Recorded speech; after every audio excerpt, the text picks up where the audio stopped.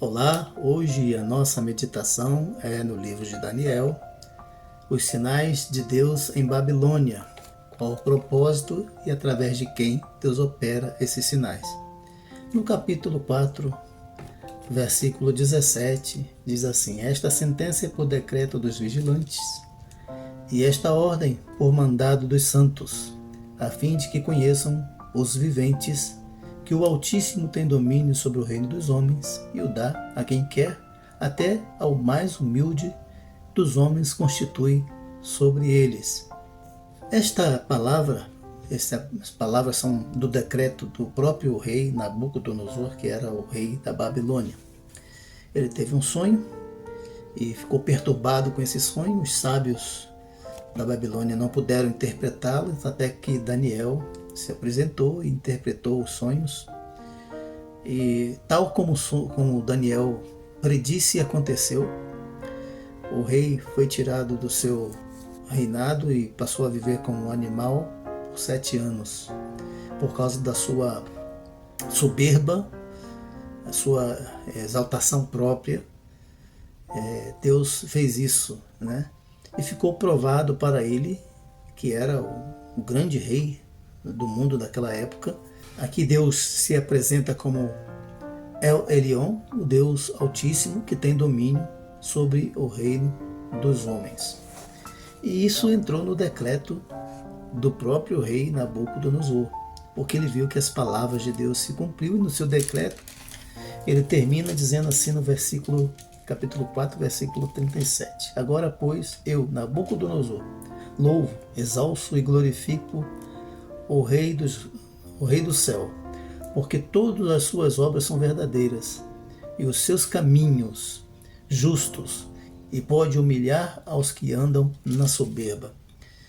Exatamente esse é o ponto que ele chegou, a conclusão que ele chegou, depois que as palavras de Daniel se tornaram realidade e tudo que foi dito se cumpriu. Bom, este então é o propósito dos sinais de Deus na Babilônia, podemos dizer até do livro de Daniel, saber que Deus tem domínio sobre o reino dos homens. Isso fica evidente até mesmo na história do povo judeu, né? O povo de Judá, que foi parar no cativeiro babilônico por decreto de Deus também. Deus decretou que seria assim, porque o povo não quis ouvir os profetas de Deus, não se arrependeu dos seus pecados, não aceitou a palavra dos profetas Jeremias, Isaías antes de Jeremias, e depois Jeremias, principalmente Jeremias, e posteriormente Ezequiel também Ezequiel já era profeta do cativeiro.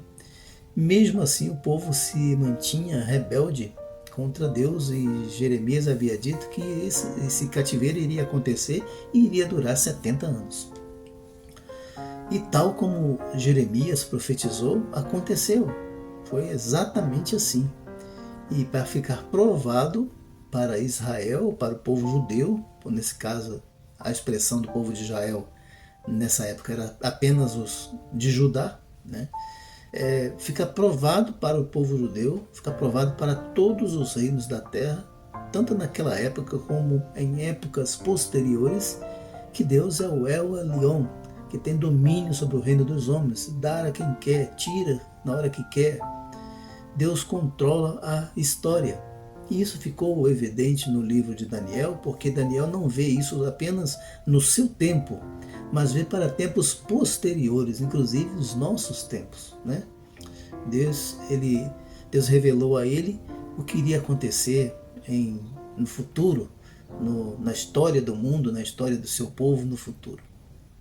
Então, outra coisa que fica evidente no livro é através de quem Deus age no mundo e realiza esses sinais. Então, esses são os destaques: Sadraque, Mesaque e Abednego. E é dito sobre esses homens que eles eram santos. Daniel não quis se contaminar com as iguarias do rei, o que significa não se contaminar com a cultura politeísta, comungar com a cultura politeísta de Babilônia. Então ele, Sadraque, Mesaque e Abednego, que eram jovens, né, é bom notar isso, que eram jovens ainda, não se contaminaram com a cultura politeísta de Babilônia e mantiveram firmes a sua fé em Deus, e por isso eram os destaques de santidade e de sabedoria.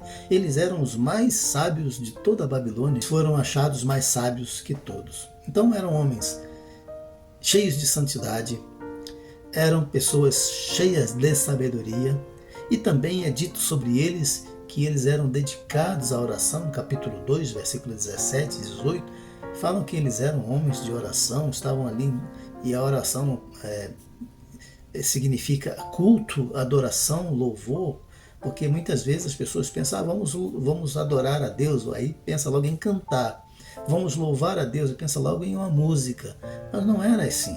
A adoração era prostrar-se diante de Deus em oração, em reconhecimento da majestade divina, saber que Deus tem domínio sobre o reino dos homens. E em consequência de tudo isto, da santidade, de serem cheios de sabedoria, serem homens, pessoas de oração, eles eram também cheios de ousadia para viver a fé. E a ousadia é a coragem. A coragem com santidade, com sabedoria, para representar Deus neste mundo, para trazer as palavras de Deus para as pessoas deste mundo. Isso aconteceu também na igreja primitiva, né? Quando quiseram calar os apóstolos em Atos capítulo 3 e 4, e eles disseram, não, nós não podemos deixar de falar do que temos visto e ouvido, cheios de sabedoria, e eles oraram a Deus pedindo intrepidez para anunciar a palavra, e isso foi concedido a eles. Eles foram cheios do Espírito Santo e pregavam a palavra. Então, muitas vezes, o que falta em nós é isso. Sermos pessoas de santidade, pessoas cheias de sabedoria de Deus, do conhecimento de Deus, e pessoas que tenham uma vida de oração e, consequentemente, estejam ambiciosas por mostrar uma ousadia santa, uma intrepidez para falar do Evangelho.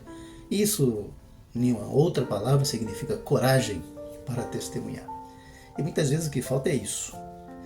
Muitas igrejas, nós estamos cheios de sabedoria, temos muita sabedoria, temos conhecimento bíblico da palavra de Deus, mas às vezes está faltando oração e às vezes está faltando acompanhar a santidade, obedecer a palavra. E também faltando ambição para falar ousadamente, apresentar o Evangelho para o mundo, saber que esta é a receita única para salvar aquele que crê. Não existe outro método, não existe outro meio. E às vezes nos lançamos a programas que não tem nada a ver, programas que pouco ajudam até às vezes, mas falta é coragem, pedir a Deus ousadia para testemunhar. E esta é a nossa mensagem desta manhã, e vamos orar então pedindo a Deus essa coragem. Senhor, em nome de Jesus, eu peço ao Senhor que abençoe a minha vida e abençoe a vida de todos aqueles que estão assistindo esse vídeo. Dá-nos a tua bênção da coragem, da força, da santidade, da sabedoria. Sejamos cheios do teu Espírito para testemunhar de ti em todos os momentos, em todas as ocasiões e circunstâncias da vida, sabendo que o Senhor é o El Elyon, o Deus Altíssimo, que tem domínio sobre o reino dos homens. Em nome de Jesus. Amém. Deus abençoe a sua vida.